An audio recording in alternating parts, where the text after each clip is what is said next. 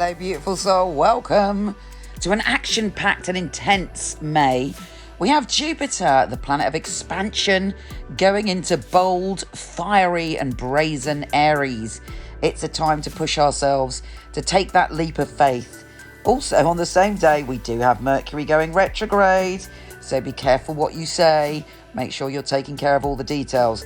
And of course, we are in the thick of eclipse season with the full moon in Scorpio, total lunar eclipse in the middle of the month. Very, very full on, my darlings. Let's dive straight in.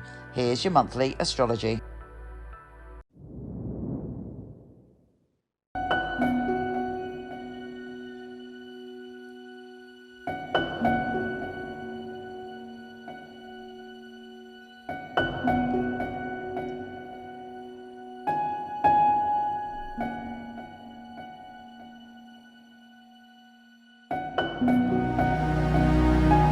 Hey Aquarius, you are an ideas machine.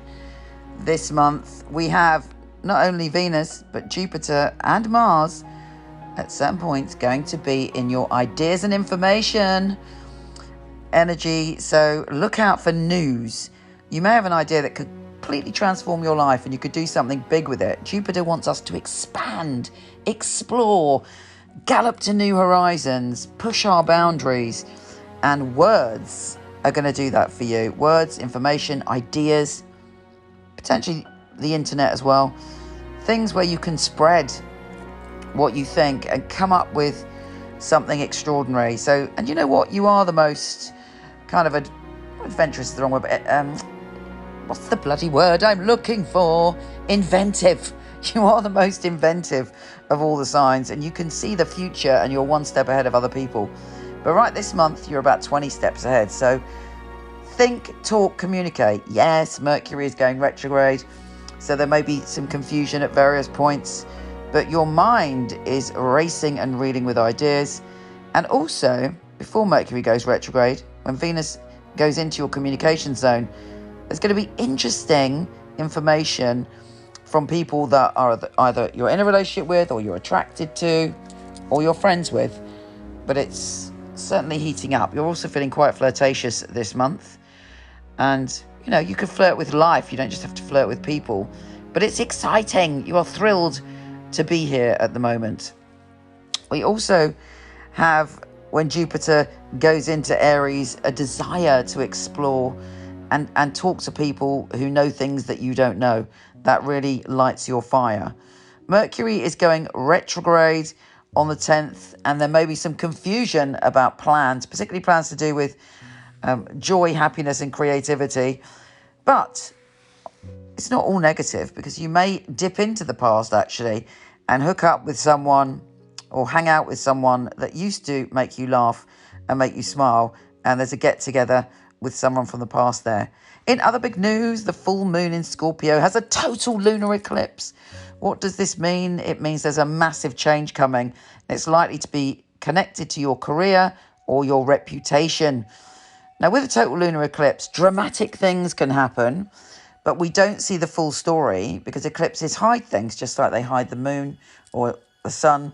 When an eclipse occurs, everything sort of goes dark for a while, and then it's revealed.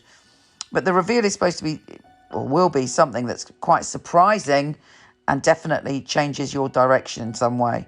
But don't expect to have all the information straight away. The sun enters Gemini, and you are heading into, from the 21st, a time where you are feeling happy, optimistic, excited, and really, really creative. Your creative juices are flowing. And it's also good for romance and for intimacy and pleasure of all sorts. So focus on what makes you happy, what turns you on in life, what excites you, because there should be a healthy dose of that coming your way. Mercury retrograde re-enters Taurus on the 23rd. You might find yourself having to deal with situations from the past connected to home and family. You're going over old ground. At least try and see it in a different way. And also, whatever you do, don't jump to conclusions. With the sun in Gemini sextile Jupiter, there's some joyful communication coming on the 23rd. Maybe an inspired idea, but there should be a lot of laughter that day.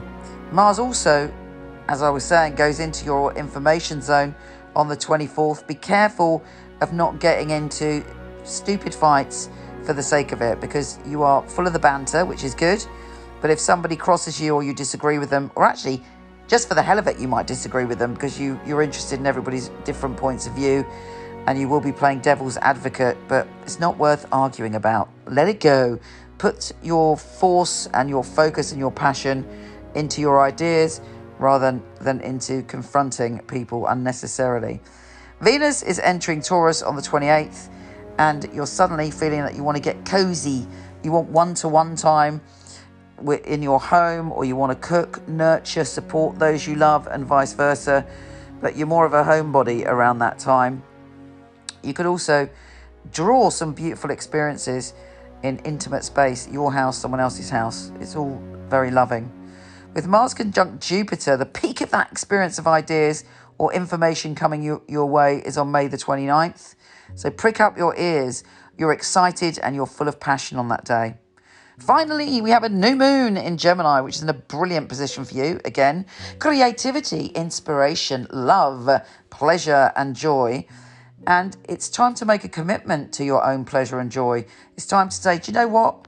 I deserve to be happy, and look at what you need to let go of so that you can go after pleasure and experience pleasure on a whole brand new level. Because with a new moon, it's a brand new start. Take care, gorgeous, and I'll speak to you soon. Don't forget to come visit me on Instagram at Michele Knight, Michele with 1L, and on Facebook, where I do lots of lives, and you may even get a live tarot reading from me individually. Michele Knight, astrologer, and of course my website michelleknight.com if you want a reading with one of my fabulous psychics. So much love to you.